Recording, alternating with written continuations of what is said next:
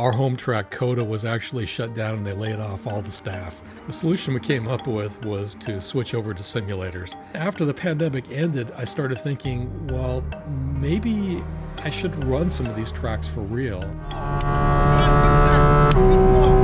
Keep your hands on steering wheel. This corner, you brake just right now.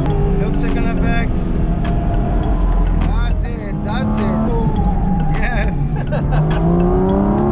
I don't say anything. I want to see what you do. Welcome back to It's Track Time.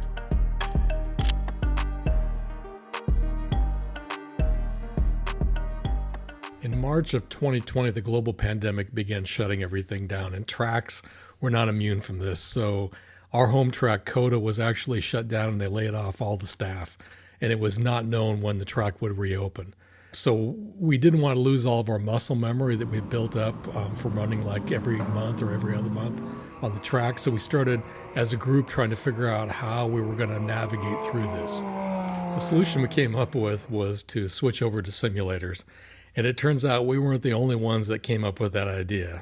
We ended up picking sim labs to purchase our simulators from, and we were fighting with the indie drivers to get parts. So like the system I was trying to buy, Romain Grosjean ended up buying some of the parts that I was trying to get a hold of, and I had to sit in line for a longer period of time.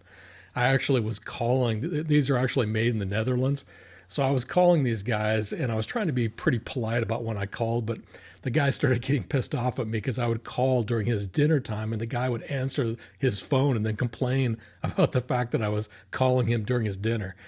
So anyway, we eventually got through that sequence and were able to get the parts that we wanted. They all got shipped in, and we started assembling these things. It took us, I don't know, probably about a week or so, maybe 2 weeks to build these things and get them all constructed. And then we started running the simulations and trying to figure out how accurate they were. We started with our home track of COTA, and we ran the same cars that we typically run. So we were running the 718 Club Sports, the GT4 Club Sports. And it turns out they were pretty damn accurate. With the Club Sport, we ended up turning times that were pretty close to the times that we would turn with the same car at COTA. It didn't feel the same. It was hard to get used to the way that these things react. But once you got into the flow of how these things operated, you were able to turn pretty smooth laps and get pretty consistent times. And the times, like I said, were pretty close to the cars that we had driven on the track. So then we shifted to cars that were more interesting to drive, and we actually moved to the 911 RSR. And we began driving that at COTA. We ended up turning really good times, so then like around 2 minutes or so with those cars. And then we started looking elsewhere for tracks, and we kind of came to the agreement that there's a group of us from COTA that drove track together, and we kind of agreed that we would learn one track per week, and then on the weekend we would race. And so we decided we would start by running the F1 tracks in Europe. We'd learn it and kind of share the times throughout the week. And then as we progressed, we would kind of start bragging about our lap times, try to intimidate each other. And by the weekend, you kind of figured out how close their times were to what they were actually bragging about during the week. So the first track we did was Spa, and we all really enjoyed that track. That was an amazing track. I didn't know too much about the history of it. I knew there was a turn called Eau Rouge, and I kind of saw pictures of it here and there, but I'd never really studied it. And you learn it really well after running it for a week.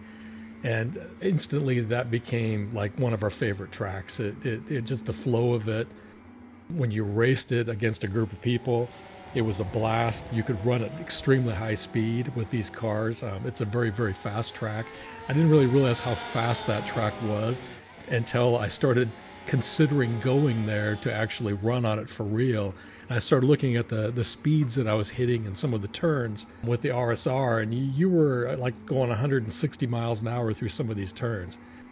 So it's intimidating. So that was the first track that we really fell in love with.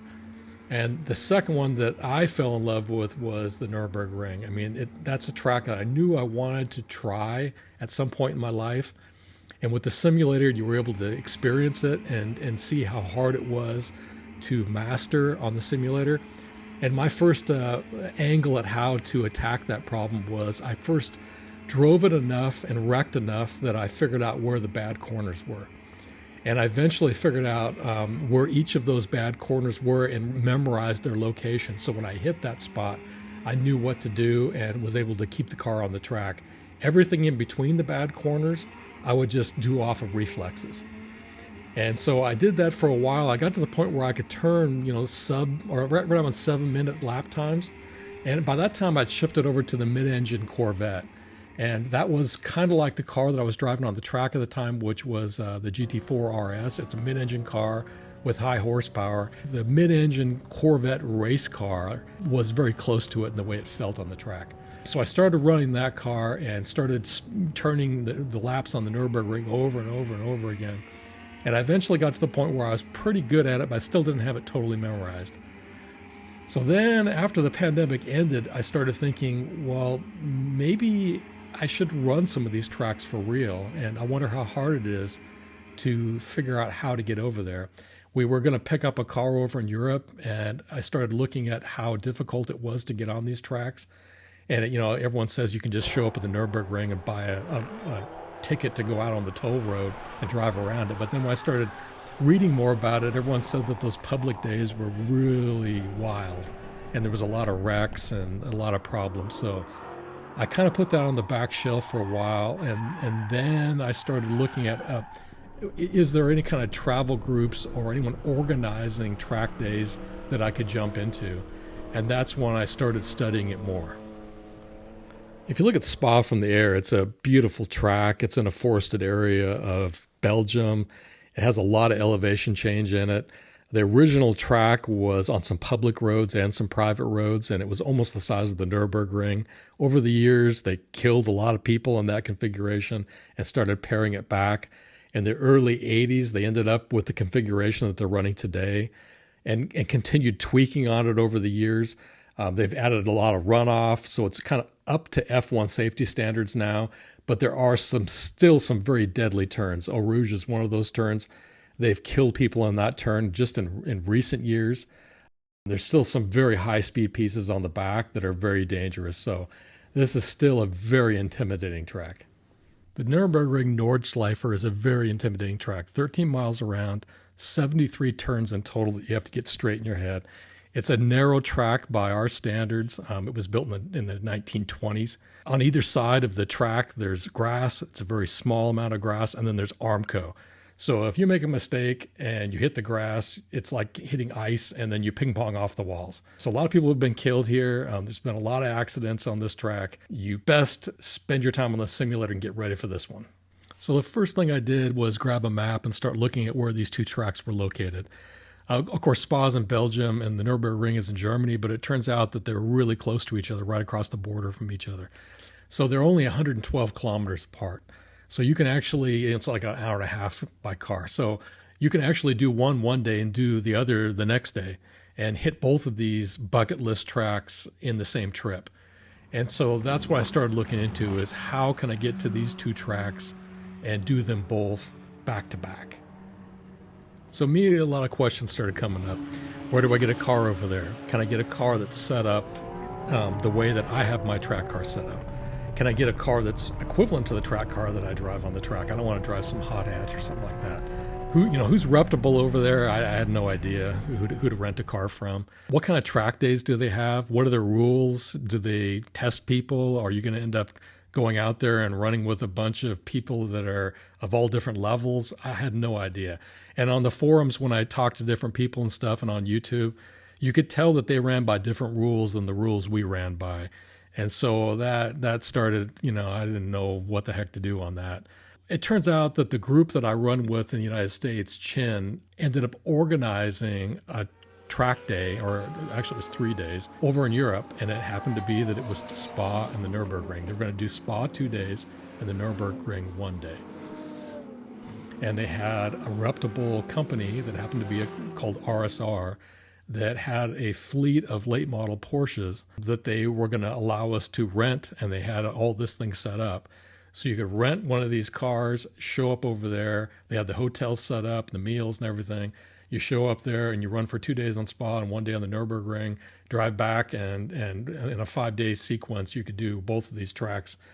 And they actually, at the beginning, they said, you know, you can have an optional instructor, and we made comments about it, and we kind of said, yeah, I said I would like to have someone in my car when I'm doing the Nurburgring the first time. Spa, I kind of know the layout of that, but the Nurburgring, I'd like to have someone in my car.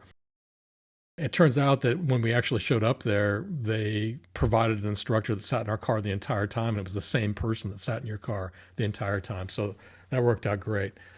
So in the end, I ended up going with a known quantity Chin, and they worked out the connections to Europe. They found peers to themselves over in Europe and worked out everything for us. So we were able to just sign up for the trip, and away we went. So after spending weeks on the simulator, it was finally time to leave. We got on the plane and punched out of Austin. It took us right up over the top of Coda, so we got to look at our home track on our way out, and then we headed straight into Amsterdam.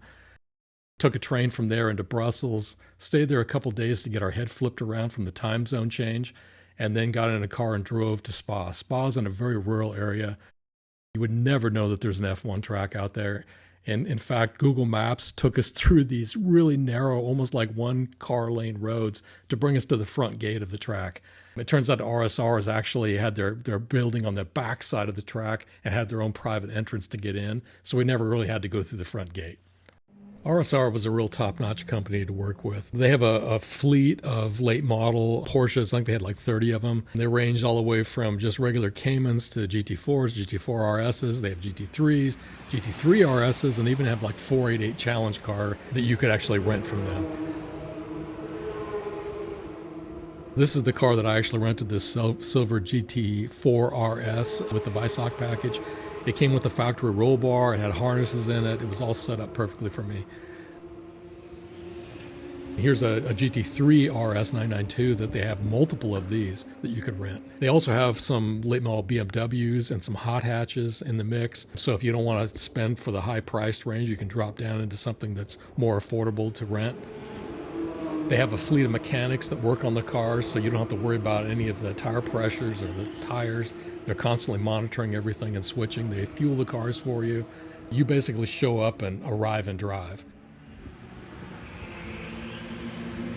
They also provided the instructors for us, and right here is my instructor, Arnaud. I call him the French Yoda. Keep your hands on steering wheel. And brake on, turn in, flat out. That's it, that's good. Brake one time, turn in, gas, flat out. Man, let's go. More on the right side. Oh, okay. Okay, then you release gas, then you turn closer to the wall, and then straight and flat down. Wow. You understand it? Yeah. And brake on, turn in, flat out. Good job. Yes. I don't say anything. I want to see what you do.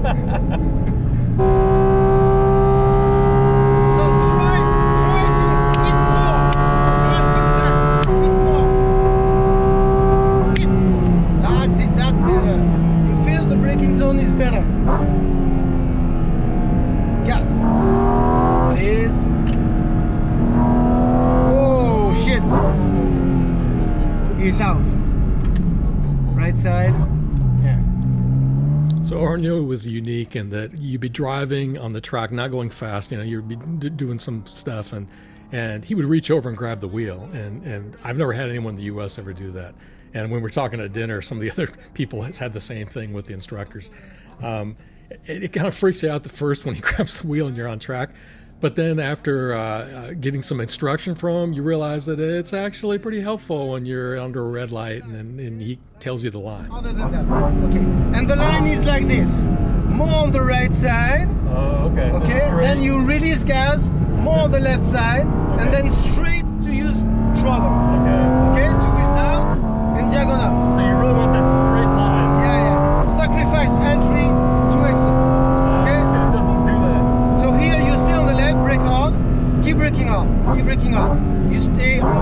then you turn closer to the wall, and then straight and flat down. Wow. You understand it? Yeah, wow. So, one time to turn, one time to go out. Okay? This is red. Okay, so red is good because we can drive slowly, nobody overtake you, so we can learn. Okay? So this corner, keep your hands on steering wheel. This corner, you brake just right now and turn early to drive 2 wheels on. And then go out, 2 wheels out, like this. Stay on the left, 100, brake hard. Go in, first apex, keep braking. Then you release brake, middle of the track. Wait for the gas. When you are back to second apex, you use gas progressively, more and more and more. This one you turn early. You drive 2 wheels on the curve, closer to the red bumper. The red. Okay? And then 2 wheels out. To be straight, your steering wheel early as you can. Okay. So this one, you have to keep speed to entry. Brake now, keep speed and release brake. Keep speed. This one is long and fast. So this is the line, 2 wheels out. Continuous arc. And then back for the second apex, but only one angle for all those corners. Yeah, not And 2 then- turns. That's one it, turn. 2 turns but one angle. One turn. Okay? Okay. Okay, so now you stay on the left side, you drive later on the left end of the straight line, then you start to turn progressively and keep speed inside because this one is long. Okay? Okay. Gravel, you release gas, you go in, you can drive 2 wheels on, open your steering, to the gate, to the foil panel, and then straight to this bumper. Then turn Brake early one on time, this you one. turn early to drive 2 wheels on. This is the short line, then 2 wheels out, turn later like this, then closer. Sometimes you drive 1 or 2 meters on the left. Okay. Drive closer than that, keep this angle, keep it, and then you're back on the right side with the same angle. One Okay? turn. Just one corner. Each time it's the same things. 2 corners but just one angle. arc. Okay? Okay. So here it's impressive because you keep speed inside, keep flat down. It's like 220 kilometers, so it's really impressive. For this one, just make a short straight line, one time braking, turn in, and then flat down 2 wheels out. Okay? Stay right side for the short line, Okay. then straight to Marshalls. Brake harder than that. Many times you don't brake enough. Okay. Brake harder, and then turn a little bit early as you done. Right side. Then Yeah. you release gas and you turn early on the left. Then you go back. Sometimes you keep middle of the track for the line, but you have to be really close to the red bumper. You see, there is 2 bumpers too. The normal one, the curb, Yeah. and then there is a red bumper. At the end of each session, we would sit together in the car and discuss how things went and what I did wrong and right and what we're going to do next. He's actually driven on the Nurburgring and Spa for over 20 years, so he knows these tracks inside and out. So listening to what he had to say and what I can improve really helped me throughout the 3-day sequence. We grow up one step more. So speed is good, it's fast. Your timing is really better. Than what it was at the beginning, yeah. Yeah, because we feel the balance.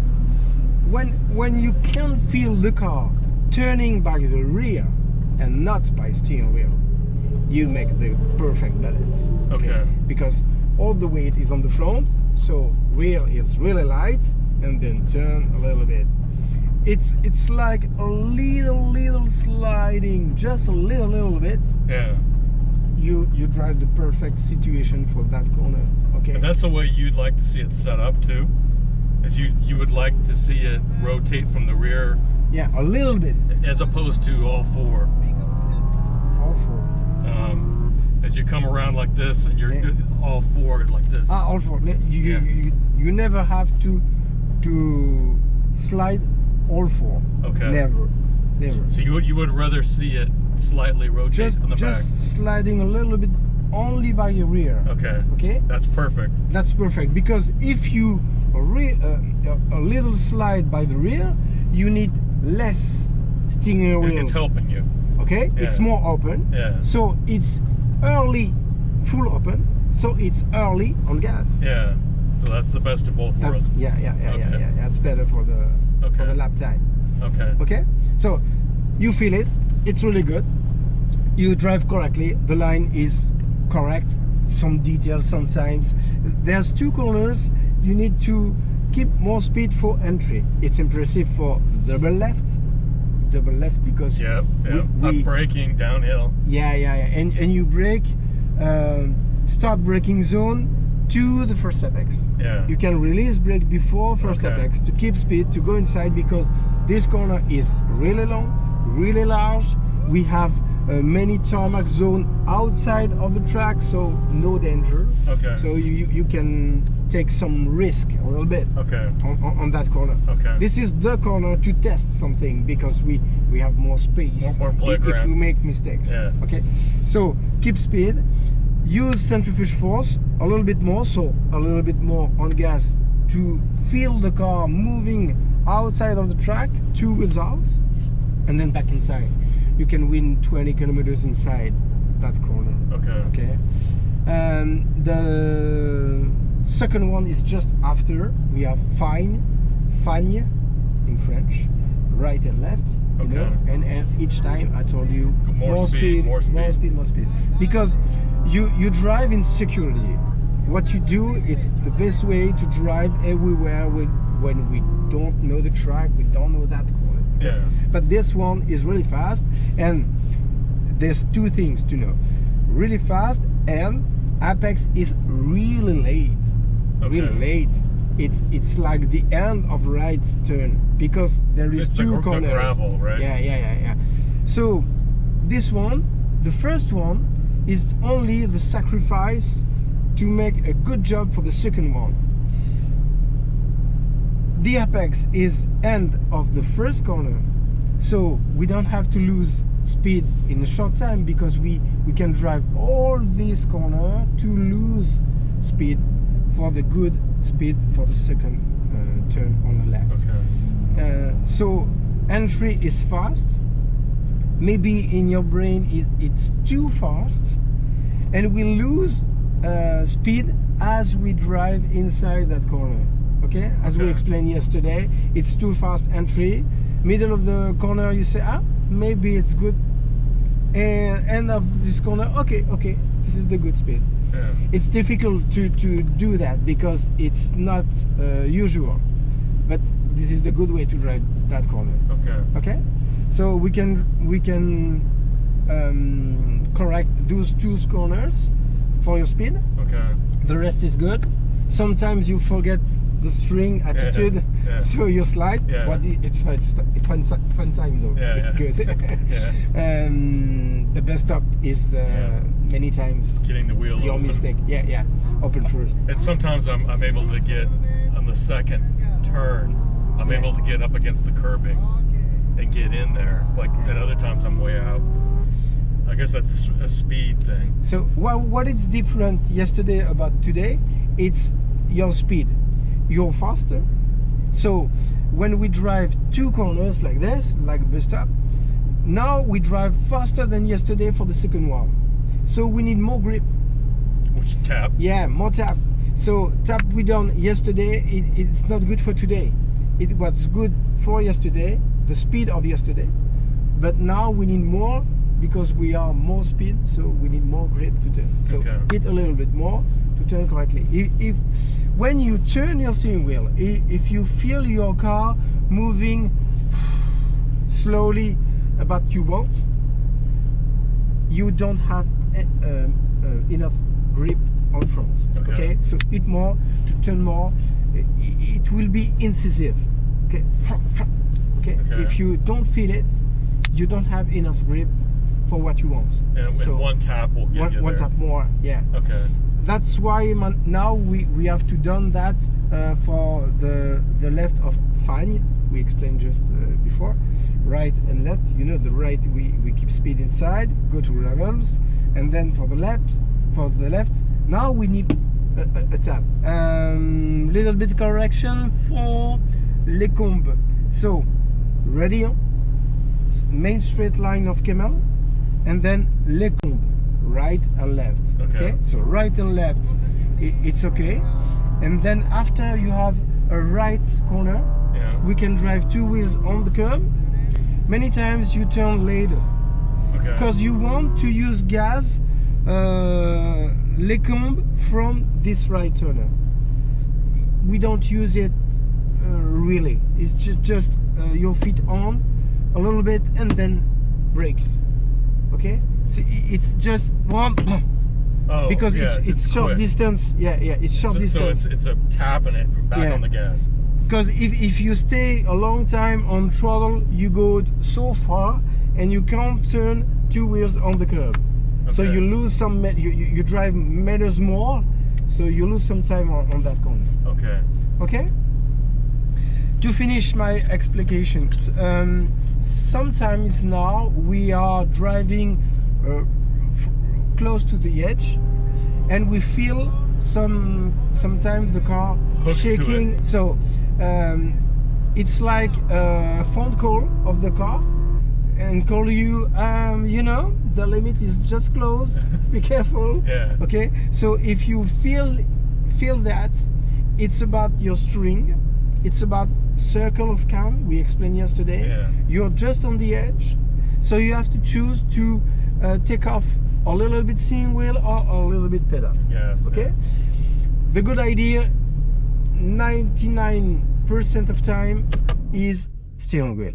Because if you release pedal, you change balance and maybe the car slide. So when you feel that the car shaking a little bit, just correct on your steering wheel. 5 or 10 degrees maximum. It's nothing. Just a little bit and you find stability. It's crazy to because you're right on the edge. So when we drive long corners like Blanchimont 1 and 2, 220 for the first one now. It's fast, huh? Wow. 220 for the first one. Wow. And 200, maybe 191 for the second one. Wow. So you front of the limit. Okay, so it's really cool. When we drive that kind of corner and you feel it, as you can drive a long time with that balance on the side, you can feel it. So test it. Just take off 5 degrees and you find stability. It's just crazy when we discovered that.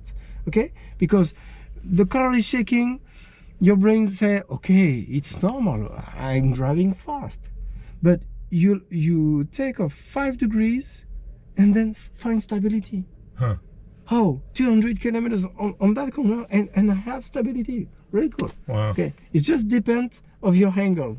Okay, so take off a little bit. As you hear sometimes, it's because you're to the edge and your tire, your tire said, hey, I'm to the edge. Please take off 5 degrees. Okay, sounds good. So you make a good job this morning. Congratulations. Get some rest. Thank you very much. You're welcome. So on these European tracks on private track days, they don't run with point by. We learned that when we got over there. No point bys. No, the windows are up, which is nice because you can run the air conditioner. They have turn signals that they use to indicate which direction they're going to move. But when I got out on the track and I turned the turn signal on, he immediately reached over and turned it off and said, don't do that. He said that's just going to confuse people and cause them to want to hurry up and try to pass you when they don't really necessarily have to. So he said, just leave it alone and drive the track and sit still if you're going to let someone pass you, and let them move around you, and just be predictable. And so we were all kind of a little freaked out by that. But then once you run with that system, I prefer it now. I think it's a better system than we run with in the US, because a lot of times you come up on someone, you're waiting for them to give a point by. They don't give you a point by and you have to hit your brakes. In Europe, you just come up on them, you line them up. If they're not moving around, you just pass right past them. So I don't know, it was a much smoother system, provided that everyone is sane on the track. And on these private track days in Europe, on Spa, we had 100 cars in the group. On the Nurburgring, we had 175 cars. All of them were good. we didn't have any bad drivers out there that I saw. There were some that were slower and all that, but they were all well behaved and they knew what the hell was going on. So all in all, I think it was a better system than we use in the US, and I would prefer to run this system.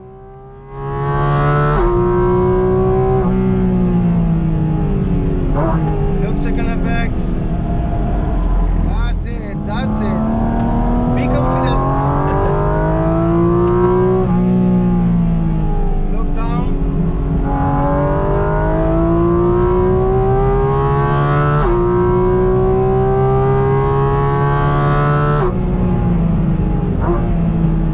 Please open your steering.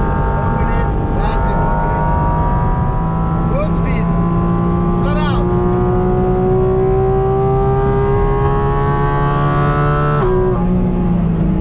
Keep a little bit more speed. Okay, wait for the guy. That's it. You've got the speed limit. You feel it? Yeah, you can feel it.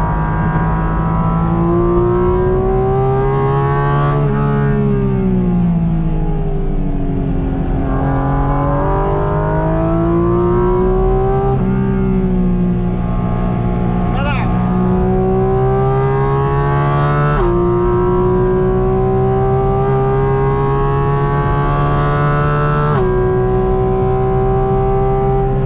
Keep it more.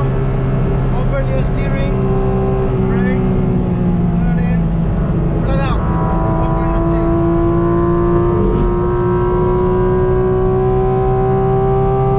Brake hard. Keep it. Release a little bit. And gas. Turn it. Okay. And flat out.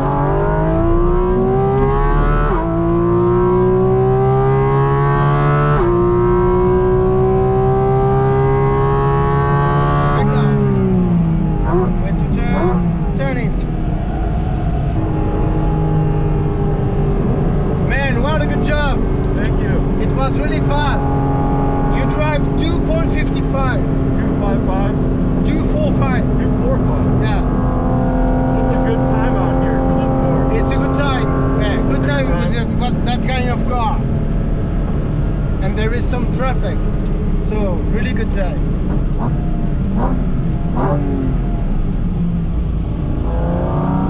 Those corners are impressive now. The two fast corners. Yeah, they are. Yeah, the Blanchimont 1, Blanchimont 2. Yeah. Yeah, it's really fast. I didn't think, like, on the simulator, that felt crazy. Yeah. And I didn't think I would do that. And I feel like I'm doing about like the simulator. Yeah. I'm right on the edge of the grip. I thought that was a video game compared to reality, but it actually was pretty close. Yeah. The second one is the most dangerous of the track because it seems to be easy because it don't turn so much, but it's 200 kilometers corner, so it's really fast. And it's a kink. Yeah. Yeah. So we have to take care about stability to be really smooth with steering wheel because you've done one corner sliding a little bit. Yeah. You feel it? I It's could feel I couldn't hold it. just because you have maybe 5% or 5 degrees too much. It's only 5 degrees, so it's really delicate to turn on that corner. Yeah, thank you for the help. That was really good. You're welcome. It was a pleasure for me too. When we drive fast like this, it's really interesting. You're a good student. Thank you. So now what I propose is to explain the last step we have to learn. We don't have to change anything. Everything is great. We just have to be more smooth sometimes in some situations to have more stability. Okay. And then keep a little bit more speed inside corner. Okay. Okay? You just have to do the same thing, but sometimes more smooth. Every time I say, if you go to Nurburgring, your heart stay on that place. Really? Yeah. That's the last one of those big tracks, right? Like this used to be a track like that, but now it got cut down. If you call it a track, this is the best you can drive. But it's not really a track, it's like a mountain. It seems to be your spec by speak for Europe. Yeah. You know? So you don't just climb one time, you climb up, go down, climb a second time, and go down a second time.